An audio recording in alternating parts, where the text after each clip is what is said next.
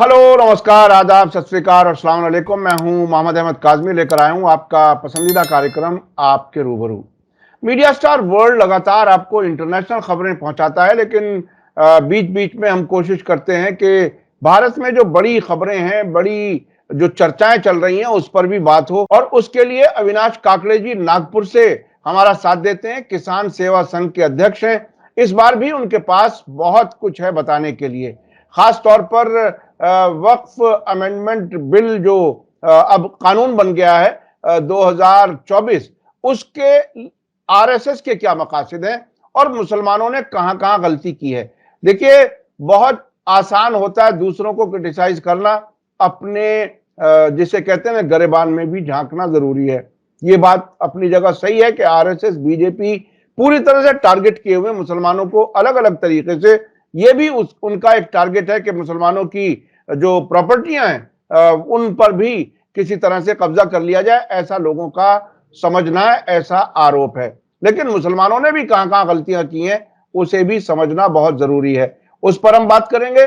उसके बाद हम ये भी समझने की कोशिश करेंगे कि क्या अब इस नए कानून के तहत सीएजी तमाम वक्फ प्रॉपर्टियों को ऑडिट करेगी।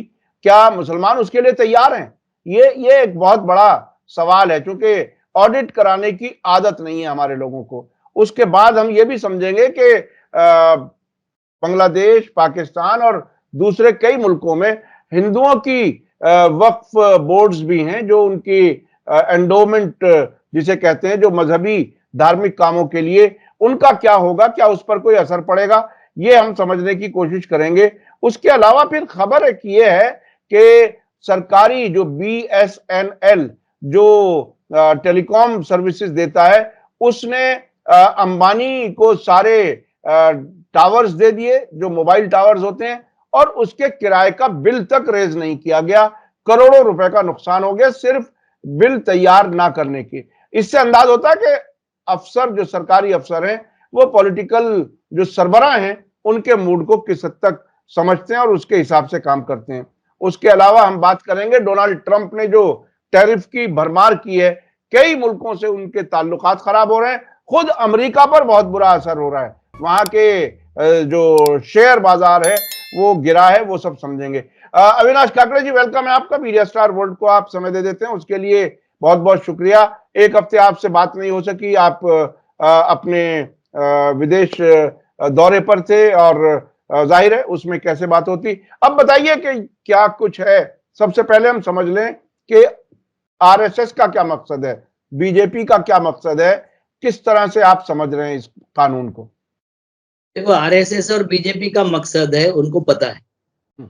आरएसएस और बीजेपी को पता है कि उनका ग्रोथ कैसे हुआ। मंदिरों के पैसे पर, दान के पैसे पर, दक्षिणा के पैसे पर ही उनका ग्रोथ हुआ।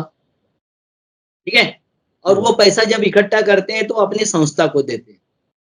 वो अपने पॉलिटिकल पार्टी, पॉलिटिकल एम्बिशंस बढ़ाने के लिए, अपने कैडर को बढ़ाने के लिए खर्चा करते हैं। मुसलमानों का वो सब पैसा आप ही के लोग लूट के ले गए। आपके मुतलवी होंगे, बोर्ड के सदस्य होंगे, बोर्ड के चेयरमैन होंगे, आपके सांसद होंगे, विधायक होंगे, यही लूट के ले गए। और जब जब जो कुछ हो रहा था उसके बारे में कभी इन लोगों ने कोई ये भी नहीं किया, आवाज भी नहीं उठाया और अपनी जनता को जागरूक भी नहीं किया, क्योंकि लूट चाहिए थी इनको। इनको जिस तरीके से हरकतें ये कर रहे थे, मुझे आश्चर्य हुआ जब मैंने पूरा थॉरोली उसकी स्टडी किया। और ये थॉरोली स्टडी आपके सोशल मीडिया पर कितना बता सकूंगा मुझे नहीं मालूम, क्योंकि उसके लिए खाली वर्क बोर्ड बताने के लिए मुझे 1 घंटे से ज्यादा चाहिए। उतना समय आप दोगे नहीं, आपके लोग भी उतना धैर्य रखेंगे नहीं। मगर मैं सरासर सरसरा बता देता हूँ कि इनका तो धंधा है धर्म के नाम से उपद्रव करने का।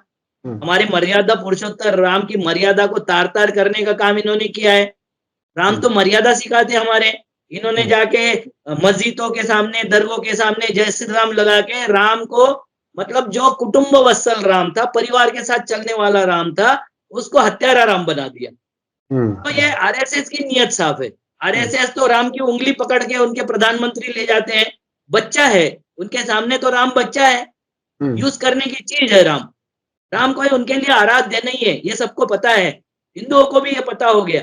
मगर जो हरकतें वो करते हैं, वो हरकतें मुस्लिम भी जब करना लग जाते हैं तो आपको मुझे आश्चर्य होता है, क्योंकि ये वक्फ के जो कानून बने हैं 1857 के बाद में जब वहां से विस्थापित किया, दिल्ली के कई विभागों से विस्थापित किया मुसलमान को, तो जब तक इसका अंग्रेज के जो ये थी मतलब रानी थी, उसका राज जब तक नहीं आया, ये वहां से बाहर थे।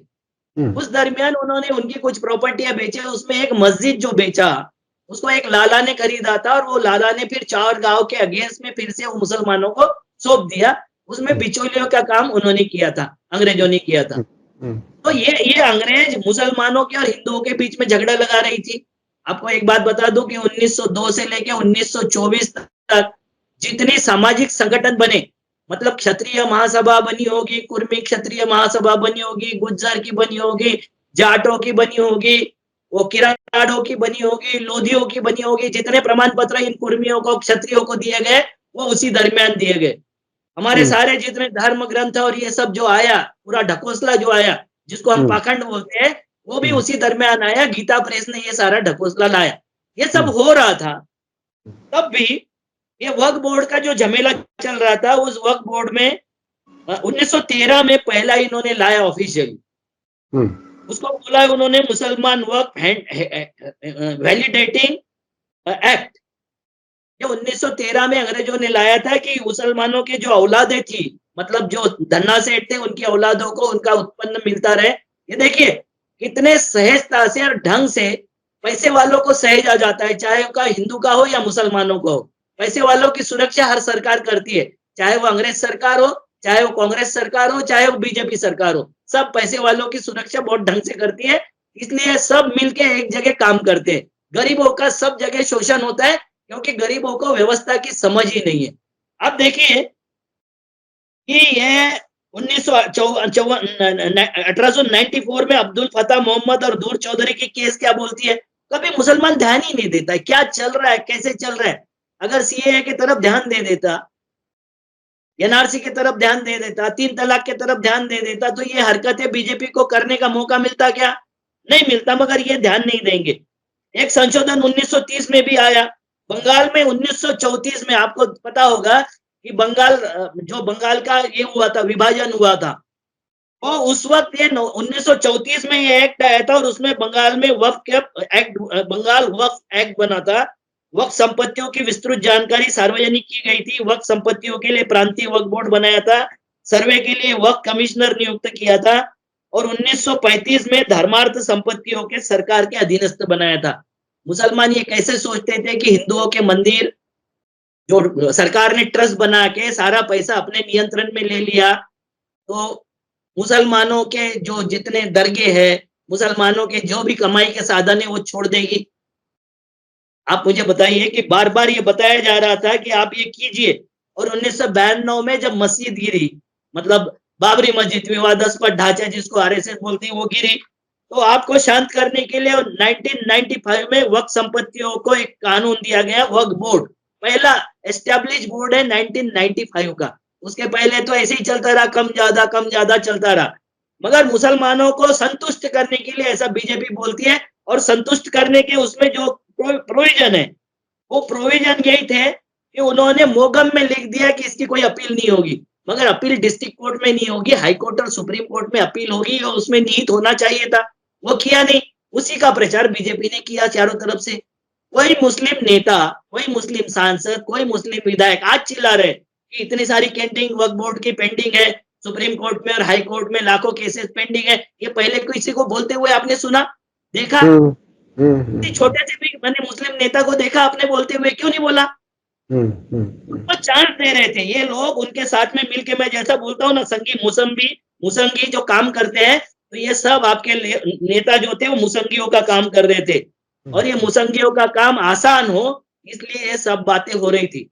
आपको बताता हूँ, मैं आगे बढ़ने से पहले मैं लोगों को बता दूं कि अविनाश काकड़े जी ने एक टर्मिनोलॉजी कई दूसरे समुदायों के बारे में भी दी है। इसी तरह से मुसलमानों में जो आरएसएस के लिए काम करते हैं, आरएसएस के एजेंट हैं, मुसंगी उनको कहा, यानी मुसलमान संघी, और भी दूसरे समुदायों के बारे में भी आपने इस तरह का कहा, चूंकि हर जगह आरएसएस के लिए काम करने वाले लोग कुछ मौजूद हैं। जी अरे आप भी देखो वक्फ बोर्ड के इसमें समर्थन में कितनी महिलाएं, जो राष्ट्रीय मुस्लिम संघ की महिलाएं थी, जो आरएसएस का ही विंग है, उसकी आके रास्ते पर समर्थन में नारे लगा रही थी कि अब जी जी महिलाओं का बहुत फायदा हो जाएगा, हमको महिलाओं को ये मिल जाएगा, वो मिल जाएगा। तो देखिए इसकी शुरुआत कहाँ से होती है, ये पंगे की शुरुआत होती है 2005 से, जुलाई 2005, हम्म, जो टिल्टिंग पॉइंट है जिसमें हिंदू सेंटिमेंट इन्वॉल्व हो गया। हम्म, और वो हिंदू सेंटिमेंट इन्वॉल्व ये हो गया कि 2005 में सुन्नी वक्फ बोर्ड ने आदेश पारित कर दिया कि ताजमहल वक्फ की संपत्ति है। हम्म, हम्म, जब एएसआई की संपत्ति है, तुम्हारे बाप से भी लेना होता है क्या? हम्म, तो या मुसलमान एएसआई की संपत्ति कोई ले सकता है क्या? वो मुमकिन नहीं था। वो तो राष्ट्रीय धरोहर एक तरह से है वो। बिल्कुल जी। राष्ट्रीय धरोहर किसी एक जाति जमात को, किसी धर्म को दी जा सकती है क्या? कोई ले सकता है क्या? कोई कोर्ट आपके पक्ष में खड़ा हो सकता है क्या? कोई पार्टी खड़ी हो सकती है क्या? जितना भी बोल दे औरंगजेब के समाधि के लिए कि हम गिरा देंगे, गिरा सकते हैं क्या? पहले उसको निकालना पड़ेगा एएसआई से, और एएसआई से निकालने के बाद ही उसका कुछ हो सकता है। जैसे बामियान में बुद्ध गिराया था अफगानिस्तान में, तो उसका फल भोगा कि नहीं? बिल्कुल बिल्कुल तालिबानियों ने उसके फल भुगता कि नहीं? बिल्कुल हम बिल्कुल। भी करेंगे तो हमको फल भुगतना पड़ेगा कि नहीं? ये सबको पता है कि फल भुगतना पड़ेगा, दुनिया टूट पड़ेगी। और ये जो हरकतें जो कर रही है, इसमें कैसे आपके मुसंगी शामिल होते देख लीजिए। हम्म, कि उन्होंने पहला जो पंगा लिया 2005 वाला, इसमें आदेश दे दिया कि वो ये प्रॉपर्टी हमारी ताजमहल जो है वो वक्फ की प्रॉपर्टी है। और 2010 में भारतीय पुरातत्व विभाग इस फैसले के खिलाफ सुप्रीम कोर्ट पहुंच गया। अब इनको बताना चाहिए था कि सुप्रीम कोर्ट में पहुंच गया, हाई कोर्ट में कोई पहुंचता है तो इसका मतलब है कि 95 के वक्फ एक्ट में कोर्ट में जाने की आजादी है, मगर हायर कोर्ट में जाना पड़ेगा, क्योंकि वक्फ के कोर्ट को इन्होंने डिस्ट्रिक्ट कोर्ट के पावर दिए थे, मगर उसके ऊपर तो कोर्ट थे ना सारे, दोनों तीनों कोर्ट थे कि जिसमें सुनवाई हो सकती थी। इन्होंने बताया नहीं, मुस्लिमों ने भी प्रचार किया नहीं। ये जानबूझ के नहीं करते सर, जानबूझ के नहीं करते। 2010 में भारतीय पुरातत्व विभाग ने फैसले के खिलाफ सुप्रीम कोर्ट पहुंचा। अप्रैल 2018 में अदालत ने कहा कि यदि ताजमहल को वाकई वक्फ के रूप में कायम किया गया है, तो इस बाबत शाहजहां के दस्तखत वाला दस्तावेज पेश किया जाए। आपने सुना होगा ये केस। बिल्कुल बिल्कुल। कोर्ट ने कहा कि संपत्ति तो अल्लाह की है। ये कौन है अल्लाह के? ये कौन है? हाँ। संपत्ति अल्लाह की है और इसका मालिकाना हक बोर्ड को है। अल्लाह की सारी प्रॉपर्टी का इनको कैसे मिल गया हक? जो सरकारी प्रॉपर्टी है। इसके बाद ही तो हुआ ना कि पार्लियामेंट में तुम्हारी उनकी बोल देंगे और लाल किला भी उनका बोल देंगे और फलाना उनका बोल देंगे, राष्ट्रपति भवन भी बोल देंगे। ये उसके बाद में ही प्रचार शुरू हुआ ना। ये हरकत करने वाला जो भी था, जो भी उसने जिसको इसने ये कलम चलाया था, उसको मुसलमानों ने ठीक करना चाहिए था, सबक सिखाना चाहिए था। बिल्कुल तो बिल्कुल। तुम्हारे पैर पे कुल्हाड़ी मार रहा है तुम्हारा गोतिया बन के। मतलब जो पेड़ तोड़ना होता है तो पेड़ का डंडा ही लगता है कुल्हाड़ी में। तो वो जो पेड़ का डंडा बना हुआ तुम्हारा जो ये था, चेयरमैन था, बोर्ड का चेयरमैन, उसको मुसलमानों ने क्या बोला? उसको बोलना चाहिए था, नहीं बोला। तो आप मुझे बताइए कि उस वक्त जो मामला बढ़ा, तो सुन्नी बोर्ड ने कहा कि संपत्ति अल्लाह की और मालिकाना हक बोर्ड को दिया जाए ताकि प्रबंधन ठीक से कर सके। अब यहाँ बात आ गई प्रबंधन की। और ये प्रबंधन के बारे में आपके ही जो है, मतलब इसके बारे में बवाल चल रहा था पूरा। जैसे हिंदू मंदिरों के बारे में बवाल चल रहे थे, पुराने बहुत पुराने बवाल थे, तो हिंदू मंदिरों पे सब पे सरकारी नियंत्रण आ गया। ठीक है, आपके किसी बोर्ड ने कोई ऑडिट नहीं किया कभी, कोई रजिस्ट्रेशन नहीं किया, मनमाने ढंग से 95 के बाद काम करने लग गया। उसके पहले तो थोड़े नियंत्रण में थे। बाबरी का पाप भूलने के लिए नरसिम्हा राव ने इनके हाथ में जा कलम दे दिया कि आप जहां बोलोगे वहां लिख सकते हो, अकाउंट लिख सकते हो, ये लिख सकते हो। इन्होंने कानूनन विधिवत रूप से करना चाहिए था, वो विधिवत ना करते हुए इन्होंने कहीं भी हक बताना शुरू कर दिया। और इसमें पहला हथौड़ा चला अकमल हुसैन नाम के एक व्यक्ति है, जो अखिलेश यादव ने सरकार ने वो कमेटी स्थापित की थी। ये अकमल हुसैन जी जो थे सेंट्रल सुन्नी बोर्ड के पूर्व सीईओ थे। उन्होंने एक रिपोर्ट दिया, उसमें उन्होंने बोला कि वक्फ बोर्ड वाले भ्रष्टाचार में लिप्त है। अब जाग जाना चाहिए था मुसलमानों को। बिल्कुल। और उन्होंने ये बोला कि स्थानिक लोग अतिक्रमण करने वालों और मकान के किराएदारों से बातचीत के बाद समझ में आया कि वक्फ की संपत्तियों की अनियमितता, भ्रष्टाचार में हमारे कर्मचारी, स्थानिक ऑडिटर, संबंधित मुतवल्ली और कमेटी के सारे एग्जीक्यूटिव शामिल है। आपको पता होगा कि हमको ये समझ में आना चाहिए था, पिछले आपके इसमें बोला था जब ये आया था पहला कानून, तो जी। मैंने अंबानी का बंगला बोला था कि अनाथ बिल्कुल। आश्रम ये दिया और वो उसको सौंप दिया। हम्म। 2/3 मेजॉरिटी से सौंपना चाहिए था, वो मेजॉरिटी नहीं हुई तो उसके ऊपर केस हुई और अंबानी को लगा अब ये प्रॉपर्टी मेरी चली जाएगी, जिसका इतने करोड़ का बंगला वो चले जाएगा ये मुस्लिम वक्फ के चक्कर में। तो वो तो सरकार का बाप है, आपको तो पता है वो सरकार का बाप है, बिल्कुल। सरकार उसी ने चलाया। तो उसने वक्फ बोर्ड की संपत्तियों की अनियमितता और भ्रष्टाचार के बारे में उसने एक गहन रिपोर्ट दिया। अब उस रिपोर्ट पे कार्रवाई होनी चाहिए थी, पदाधिकारियों की संपत्ति की जांच केंद्रीय एजेंसियों से करवाया जाए। उस वक्त कांग्रेस का शासन था। वो बोलता है सीबीआई से, उसके बाद में इकोनॉमिकल अफेंस विंग से और डायरेक्टर ऑफ रेवेन्यू से इसकी जांच कराया जाए। कुछ नहीं हुआ, कुछ नहीं हुआ। और उसके अगेंस्ट में एक और रिपोर्ट आई कि इंडिया टुडे में पीयूष बवेले नाम के एक राइटर है, बहुत अच्छी किताबें लिखते हैं, इतिहास के बहुत अच्छे जानकार है वो। उन्होंने एक लिखा इंडिया टुडे में लेख कि ज्यादातर बोर्डों में ऑडिट ही नहीं हो रहा है या खानापूर्ति हो रही है।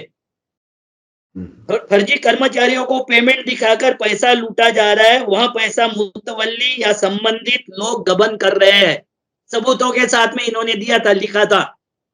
तीसरी बात उन्होंने लिखी थी कि वक्त के जमीन को कुछ लोग निजी मालकियत के तौर पर इस्तेमाल कर रहे हैं। अब ये कौन थे? मुसलमानों के रसूखदार लोग ही थे ये सारे के सारे, गरीबों के हाथ में नहीं जाता है कभी। आपने देखा होगा, चाहे हिंदू या मुसलमान हो, उनके हाथ में कभी कुछ नहीं जाता गरीबों के। तो इन्होंने ये बेजा इस्तेमाल कर रहे हैं लिखा। दिल्ली की जामा मस्जिद का कोई हिसाब किताब नहीं मिला। दिल्ली वक्फ बोर्ड को जब पूछा गया कि जामा मस्जिद के पार्किंग के पैसे कहाँ हैं, मस्जिद के किराए के पैसे कहाँ हैं, मस्जिद में इतनी सारी दुकानें हैं, इतने सारे हजारों दुकानें और हजारों यानी गाड़ियां पार्क होती, उसके पैसे कहाँ हैं? तो ना उसने शाही इमाम ने उसका कोई दिया हिसाब, ना वक्फ बोर्ड ने कोई हिसाब दिया, ना दिल्ली बोर्ड ने उसके ऊपर कुछ कहा, ना उसका कोई ऑडिट कराया, ना किसी बारे में उसका सोर्स बताया। था कि नहीं बीजेपी के लिए ये सुनहरा अवसर था कि नहीं? वीएचपी टूट पड़ी, वीएचपी ने बवाल शुरू कर दिया, हिंदुओं के दिमाग में डाल दिया कि ये लूट में शामिल है और कांग्रेस उसका तुष्टीकरण करती है। अब इसके बाद में फिर से संभलना चाहिए था, इनको फिर से संभलना चाहिए था, नहीं संभलते सर हम लोग। हमने क्या किया उसके बाद कि 2014 में लोकसभा चुनाव होने वाले थे, वो घोषित होने के एक रात पहले 123 संपत्तियां ड्यू नोटिफाइड कर दिया, दिल्ली की 123 संपत्तियां में से ये डी नोटिफाइड करके दिल्ली वक्फ बोर्ड को हस्तांतरित करने का एक मसौदा तैयार कर दिया। किसने किया? मनमोहन सिंह सरकार ने किया। और उसमें 61 संपत्तियां भूमि अधिकार विभाग की थी और 62 प्रॉपर्टियां डीडीए की थी। मुसलमानों को प्रॉपर्टियां मिली नहीं। एक डॉक्यूमेंट उनके हाथ में, आरएसएस और बीजेपी के हाथ में मिल गया।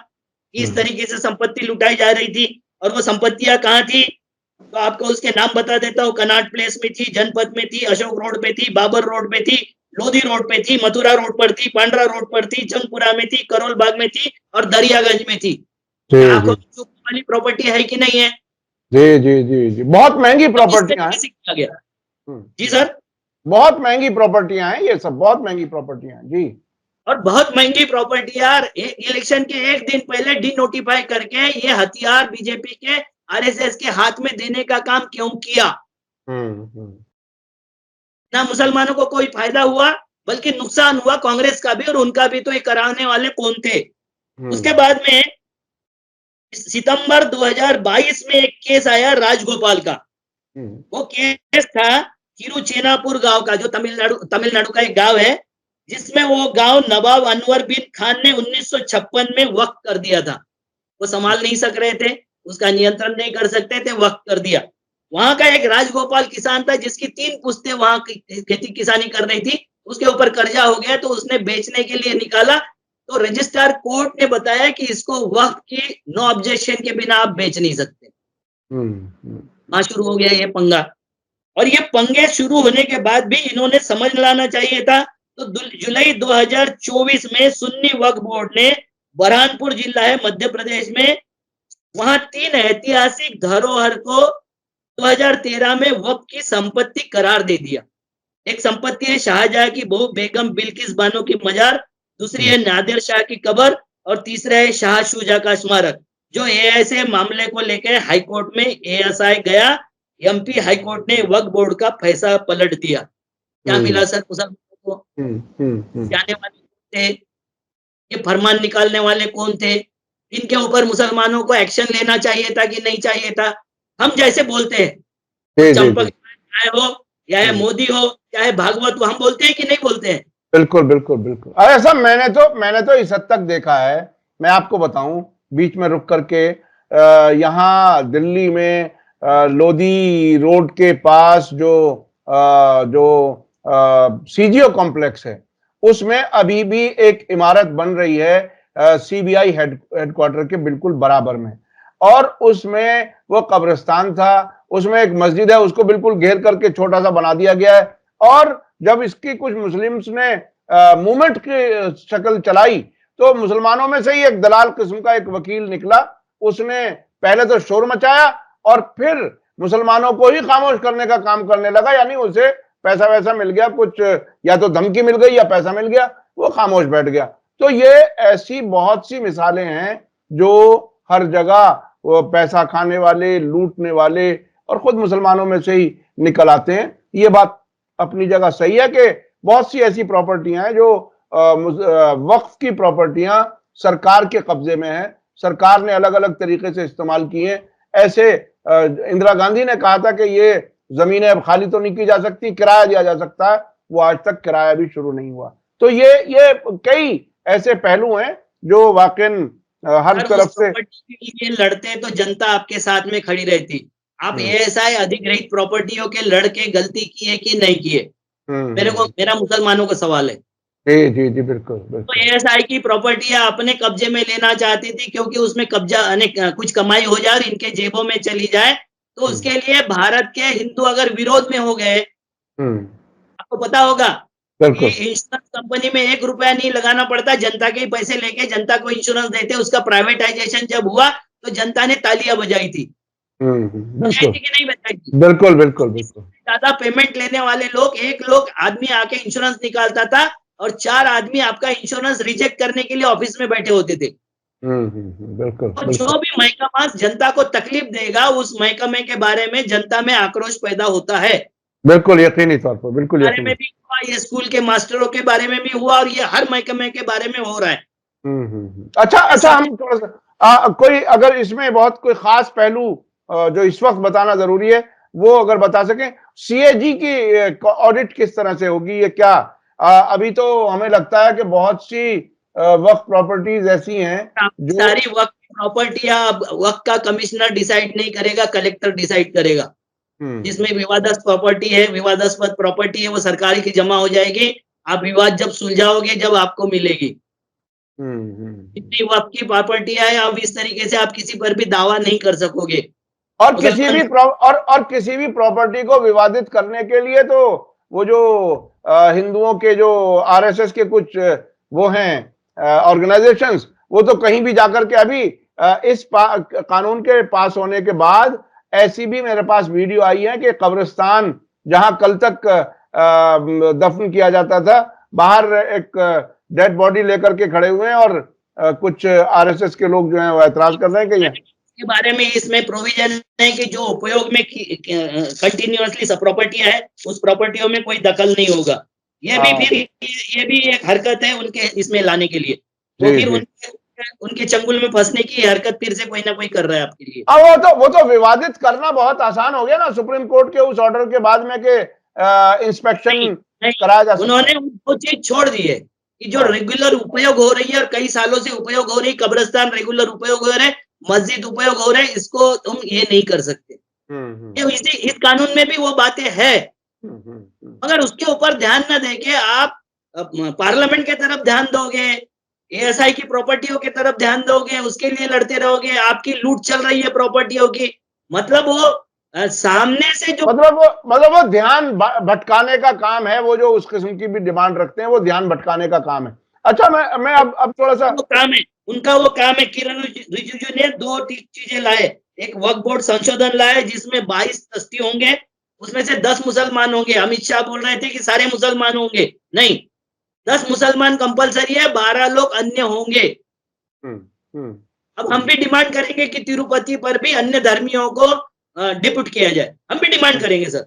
हाँ, अब पीछे जाहिर है, नहीं रहे। जाहिर है। क्या क्या वो मुसलमानों को मंदिरों की कमेटियों में भी लेंगे? ये एक बड़ा सवाल है, किस तरह से। डिमांड करेंगे। हाँ, हाँ, बिल्कुल, बिल्कुल, अब बिल्कुल। आपके सैयद कासिम रसूल इलियास जो है प्रवक्ता AIMPLB के, हाँ, ये बोल रहे सुप्रीम कोर्ट जाएंगे। आपके 2 सांसद भी सुप्रीम कोर्ट चले गए, एक ओवैसी साहब चले गए। अब ये अगर ढंग से लड़े तो उसमें 2-3 चीजें ऐसी है जो अभिषेक मनु सिंघवी जी और कपिल सिब्बल ने बोला है कि 5 साल का प्रैक्टिसिंग मुस्लिम ही दे सकता, क्योंकि किसी भी बोर्ड को दान देने वाले के धर्म नहीं देखा जा सकता। भारत का संविधान कहता है बिल्कुल सही। वर्शिप करना ये हमारा व्यक्तिगत अधिकार है। मैं जाके हम्म, दरगाह पर अगर पूजा करता हूँ तो उसमें कोई संविधान मुझे रोकता नहीं, रोक नहीं सकता। बिल्कुल, बिल्कुल। मेरा धर्म तो मुझे नहीं रोकता है, मगर हम्म, संविधान भी नहीं रोकता है। तो हम्म, इन्होंने उससे जो ये ऐसी कुछ बातें डाली है जिससे ये विवादास्पद होगा और ये कोर्ट से खारिज हो जाएगा। मगर हम्म, उसके पहले, कोर्ट से खारिज होने के पहले ये जो हरकतें करेंगे, जितनी प्रॉपर्टियां डिस्प्यूटेड होने के लिए ये प्रयास करेंगे, उसको प्रिवेंट करने के लिए आपके नेता कुछ नहीं करेंगे। कुछ नहीं करेंगे। अरे साहब, एक बड़े वकील हैं महमूद प्राचा साहब, मुझसे बता रहे थे कि भाई अब तो हालत ये हो गई है कि जो मुस्लिम, जो लीडर, जो अपने आप को कहते हैं या लीडर प्रोजेक्ट किए जाते हैं, उन्होंने बाकायदा आरएसएस की मेंबरशिप ले ली है, ऐसा लगता है। और ये बिल्कुल एक तरह से फैसिलिटेटर के तौर पर काम कर रहे हैं। अच्छा, हमारे पास वक्त बहुत कम रह गया। ये बता हाँ। रहे हैं कि इंक्लूसिव डेवलपमेंट मुसलमानों के लिए हम ये कर रहे हैं सब। जैसा सबका साथ सबका विकास था, हाँ, पता चला कि 2 का ही विकास हुआ, 2 का साथ और सबका 2 का ही विकास हुआ। बिल्कुल, बिल्कुल, ऐसा ही हुआ है। अच्छा, इस पे क्या जाता है? पाकिस्तान और बांग्लादेश में भी हिंदुओं की कुछ प्रॉपर्टीज हैं जो। हिंदू 157 देशों में है। हाँ, ये NRC और CAA जब आया था तो हमारे देश में ये बताया गया था कि लाखों करोड़ों हिंदुओं को हम अपना नेशनलिटी देंगे। मगर मेरे ख्याल से 1000 लोगों ने भी आवेदन नहीं किया, बांग्लादेश के, अफगानिस्तान के या पाकिस्तान के हिंदुओं ने 1000 लोगों ने भी आवेदन नहीं किया। उसके बिल्कुल। अगेंस्ट में 15 लाख करोड़पति भाग गए देश से, वो हिंदू थे सारे के सारे। जी, जी, जी, तो जी। 57 देशों में हम रहते हैं, वहां हमारी संपत्ति सुरक्षित रहे, इसलिए वहां के सरकारों ने कानून बनाए हैं। पाकिस्तान ने भी एक कानून बनाया है हिंदू वक्फ बोर्ड का, हाँ, जिसका एवाकुई ट्रस्ट प्रॉपर्टी बोर्ड है, और ये बांग्लादेश में भी है। यहाँ जैन, बौद्ध और दूसरे सिख, हिंदू सबके प्रॉपर्टियों का सुरक्षा के लिए बनाया। देवोत्तर प्रॉपर्टी एक्ट बनाया बांग्लादेश सरकार ने, और दोनों जगह पर अब हंगामा शुरू हो जाएगा, क्योंकि हमने उनके लिए रास्ता खोल दिया। जैसे 1.5 करोड़ हिंदुओं को हमने बलि का बकरा बना दिया बांग्लादेश में, क्योंकि हमको इलेक्शन लड़ना था। अब उसके लिए हम कोई आवाज नहीं उठा रहे, कोई आवाज नहीं। इलेक्शन चुनाव था तो बराबर आवाज उठती थी, बांग्लादेशी हिंदुओं पर अन्याय हो रहा है, अत्याचार हो रहा है। अब अत्याचार भी बंद हो गया, अन्याय भी बंद हो गया। अब यहाँ के मुसलमानों पर, सर ये कितनी बड़ी बात है कि एक अल्पसंख्यक समाज का डर बताकर 100 करोड़ हिंदुओं को पोलराइज किया जा सकता है। इतने मूर्ख हिंदुओं को मैं क्या बोलूं? हाँ, ये वाकई बड़ी अजीब बात है कि जहाँ 157 देशों में अल्पसंख्यक हिंदू है, अब उनका क्या होगा? अगर वही तरीका उनके साथ में उन देशों में अगर हो गया, तो फिर तुम्हारी जमात का क्या होगा? ये जो बोलते हैं नफरती चिंटू, हमारे लिए तो एक ही देश है, तो 157 देशों में कर क्या रहे हो आप? मंदिर बना के, रह के, धंधे पानी करके, नौकरियां करके, पैसे कमा के, क्या मोदी मोदी करने के लिए? अरे साहब, अरब मुल्कों में अब तो मंदिर बन रहे हैं। यूएई में मंदिर बना, उन्होंने अपनी फराख दिली दिखाई। और मोहम्मद बिन सलमान ने डांस बार खोल दिया। मोहम्मद बिन सलमान ने वहां पर कंसर्ट, बड़ी बड़ी लड़कियों का डांस के कंसर्ट खोल दिया। व्यक्तिगत पूजा के लिए उन्होंने ओपन कर दिया। महिलाओं को कार चलाने का परमिशन दे दिया, अकेले मार्केट में जाने का परमिशन दे दिया। तो अरब सुधर रहे, उनको पता है कि दुनिया के साथ में चल रहा है तो सबसे ऊपर इकोनॉमी रखना पड़ेगा, उसके बाद राजनीति और उसके बाद में धर्म रखना पड़ेगा। हम उल्टी दिशा में जा रहे हैं। हमसे पहले सबसे पहले धर्म करवाया जा रहा है, क्योंकि जितने देशों को गर्त में जाना होता है, जितने परिवारों को गर्त में जाना होता है, वो सबसे पहले धर्म को रखते हैं, उसके बाद में राजनीति रखते हैं और उसके बाद में अर्थनीति रखते हैं। हमने अर्थनीति हमारी गर्त में डाल दिया है। भीख मांगने के कगार पर ये देश आ गया है और फिर भी हम सुधरने का नाम नहीं ले रहे हैं। तो ये पाकिस्तान, और बांग्लादेश सब सऊदी अरब में जो तब्दीलियां आ रही हैं, वहां के लोग भी खुश नहीं है, ऐसी खबरें आती हैं। और ये मुसलमान यहाँ के बोल रहे हैं सर, ये हाँ, हिंदुस्तान के मुसलमान बोल रहे हैं कि वो खुश नहीं है। हाँ, मुझे कहीं कुछ नहीं दिखा। हमारे मुसलमान मौले उनको सर्टिफिकेट देते कि वो ओरिजिनल मुस्लिम नहीं है। हमारे यहाँ सर्टिफिकेट आते थे, प्रमाण पत्र तुर्की से और वहां से आते थे, मक्का मदीना से, वहां के लोग देते थे क्योंकि वो ओरिजिनल मुस्लिम है। अब हम देने लग गए कि वो ओरिजिनल मुस्लिम नहीं है, वो एक्स मुस्लिम हो गया है, उसने इस्लाम छोड़ दिया है। अपने घर बचाओ, बिल्कुल बिल्कुल, वो बचाए, अपना देश बचाए। बिल्कुल बिल्कुल अपना देश बचाएं, अपना धर्म बचाएं, अपनी प्रॉपर्टी जो है उनका ध्यान रखें। और जो ये आरएसएस के एजेंट किस्म के लोग जो हमारे बीच में हैं, उनके ध्यान भटकावे में ना जाएं। ये बहरहाल अविनाश काकड़े जी, आपसे बात करने में हमेशा बहुत सी चीजें नई समझने को मिलती हैं, और वक्त के सिलसिले में जो बातें आपने बताई वो काफी अहम है। बिल्कुल आखिर में हमारा वक्त तकरीबन खत्म हो चुका है। ये बीएसएनएल वाली कहानी क्या है, वो थोड़ी सी और बता दीजिए, क्योंकि वो मोदी जी के और उनके दोस्तों के बीच के प्यार की कहानी है, ऐसा लगता है। सर मैं सरासरी दो कहानी बता देता हूँ। पहली है कि डोनाल्ड ट्रम्प ने 26% टैरिफ लगा दिया, है ना, और चीन ने अमेरिका पर 34% टैक्स लगा दिया। चीन तो नकल कर दिया, और हमारा, क्योंकि इनके शाह पर केस है, इनके वो जो जेम्स बॉन्ड है, गांवठी देश बॉन्ड, उस पर केस है, और अडानी पर केस है। उनको बचाने के लिए हमारा पूरा उद्योग, मतलब ऑटोमोबाइल सेक्टर बेच दिया, खत्म हो जाएगा। एग्रीकल्चर सेक्टर खत्म हो जाएगा हमारा। हमारे कितने सारे मेडिसिन जो फार्मास्यूटिकल सेक्टर है वो खत्म हो जाएगा। हम देश के कगार पर है, उस कगार पर जिसमें हम फकीर बनने के, झोला लेके चल दूंगा, पूरे देश के हाथ में झोला दे दूंगा, ये सच साबित होने वाला है। और हमारी 4 लाख हेक्टेयर जमीन चाइना ने हथिया लिया, और इसका लेटर मोदी ने और हमारे राष्ट्रपति महोदया ने जब उनको लिखा, चाइना को लिखा, हमारे देश को नहीं बताया, चाइना को लेटर लिखा, और चाइना का राष्ट्रपति हमको, चाइना का एम्बेसडर बता रहा है कि तुम्हारे लोगों ने ऐसा लिखा और हमने समझौता कर लिया। 4 लाख हेक्टेयर जमीन की हम बात नहीं करते। हमारी टैक्स की जो नीति है वो डोनाल्ड ट्रम्प वहां से तय कर रहा है। वो बता रहे हैं वहां से कि अभी ये टैक्स करने वाले हैं कम, अभी हमको 10% टैक्स पे देंगे, 5% टैक्स पे देंगे। मतलब हमारी टैक्स नीति कौन तय करेगा? वो तय करेगा। हमारी परदेश नीति कौन तय करेगा? चाइना करेगा। और ये क्या करेंगे? 56 इंच का दिखाएंगे पेट। चीना तो है नहीं 56 इंच का। तो इसी तरीके से ये ऑडिट करने वाले हैं वक्फ बोर्ड का, सीएजी ऑडिट करेगी। ये सीएजी ने ऑडिट किया था बीएसएनएल का। उन्होंने बताया था कि अनंत अंबानी के, ये मेरे शब्द है, कि अनंत अंबानी का शादी का सारा खर्चा बीएसएनएल ने दिया है। कैसे दिया है बता देता हूँ। 10 साल तक अंबानी को जब लाइसेंस दिया था मोबाइल टावर, मोबाइल का ये फैलाने का, कारोबार करने का, उस वक्त उसके पास भी एक भी टावर नहीं था। हमने बोला कोई फिक्र मत करो, क्योंकि तुम तो हमारे मालिकों को उन्होंने सारे बीएसएनएल के टावर दे दिए। उसका किराया तय हुआ, वो किराए का 1757.76 करोड़ रुपया बिल नहीं भेजा। सरकारी बाबुओं ने बिल नहीं भेजा। उसके शॉर्ट बिलिंग का 29 करोड़ रुपया और लाइसेंस फी का 38 करोड़ रुपया हमने उनको छोड़ दिया। शादी में खर्चा हुआ, बिल्कुल बिल्कुल, शादी में तो इतना खर्चा हुआ, तो ये सारा का सारा खर्चा किसने पूरा किया?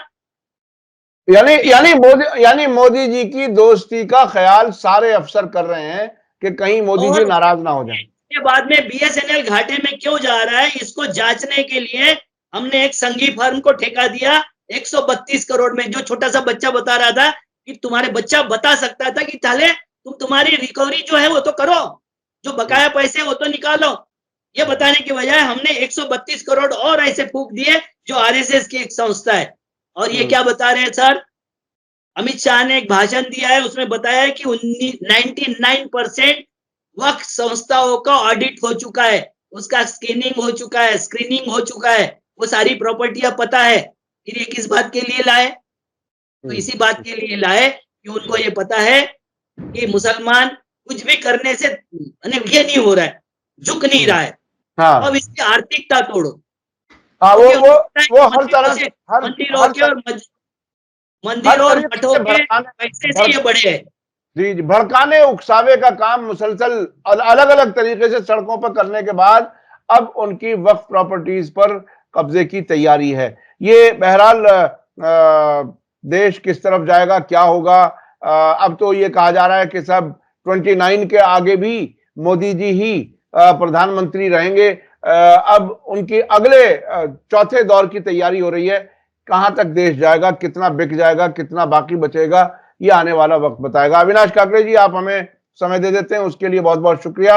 बहुत से मुद्दे ऐसे थे जिस पे और भी बात हो सकती थी, लेकिन अब वक्त खत्म हो गया। फिर आइंदा हफ्ते आपसे जरूर बात करेंगे। इसी के साथ 2 सप्ताह का मामला था, नहीं हो सका। जी जी जी, बिल्कुल बिल्कुल बिल्कुल, देश बहुत बहुत शुक्रिया, बहुत बहुत शुक्रिया। आपने वापस आते ही हमारे लिए वक्त निकाला। इसी के साथ मुझे दीजिए इजाजत। धन्यवाद, शुक्रिया। जय भारत, जय हिंद। मीडिया स्टार वर्ल्ड के और वीडियो देखने के लिए हमारे चैनल को सब्सक्राइब करें और सीधे नोटिफिकेशन पाने के लिए बेल आइकन दबाएं। और अगर हमारी खबर सच्ची और अच्छी लगे तो अपने व्हाट्सएप, इंस्टाग्राम, फेसबुक और ट्विटर अकाउंट पर जरूर शेयर करें।